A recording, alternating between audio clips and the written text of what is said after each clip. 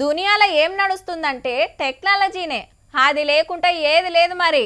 చిన్న పనైనా పెద్ద పనైనా టెక్నాలజీతోనే చేసుడాయే. ఇక ఇప్పుడు దానికి ఏఐ తోడైంది. ఇక ఎట్లుంటది? మొన్నటిదాకా ఫస్ట్ గేర్లో ఉరికిన పనులన్నీ 4వ గేర్లు ఉరకబట్టే. అంటే టెక్నాలజీతోని పని ఈజీగా చేస్తే ఏఐ ఇంకింత అల్కగా చేస్తుంది అన్నట్టు. దునియా దేశాలన్నిట్లా బగ్గ ఏఐ ఆడకం చేస్తున్న దేశం ఏదంటే మన ఇండియానే.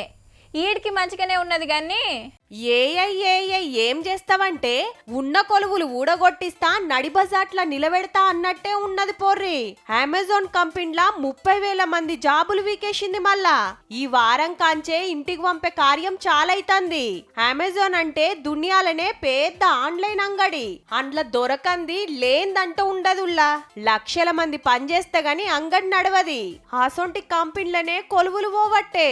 అండ్ల మన దేశపోళ్లే 1100 మంది ఉన్నారటబ్బా. వీళ్ళంతా సగవెట్టే పనులు ఏఐ ఒకటే వేస్తదట. మరి రపరప ఆర్డర్లు తీసుకునుడు, దన కంప్యూటర్లకు ఎక్కిచ్చుడు, రికార్డులు రాసుడు మొత్తం టెక్నాలజీ తోటే వేస్తారటిగా. అవసరమైతే ప్యాకింగ్ కూడా అదే వేస్తదేమో. అమెజాన్ ఒకటే కాదు, 200 కంపెనీలు 98,000 మందిని ఇంటికి పంపేసినాయి ఆల్రెడీ. అప్పట్లో వచ్చిన కరోనా చేయబట్కే చాలా మంది జాబులు పోతే ఇప్పుడు ఏఐ పుణ్యాన రేపు ఇంకింత మందిని ఎల్లగొట్టుడు పక్క అంటాన్రు. కాబట్టి టెక్నాలజీ తెలిసినోళ్ళు ఏఐని ఎట్లా వాడొచ్చో తెలుసుకున్నోళ్ళకే జాబులుండే తట్టున్నాయి. కానీ చూడుర్రి, మనిషి తయారు చేసిన టెక్నాలజీ ఆ మనిషికే పని లేకుండా చేయబట్టే.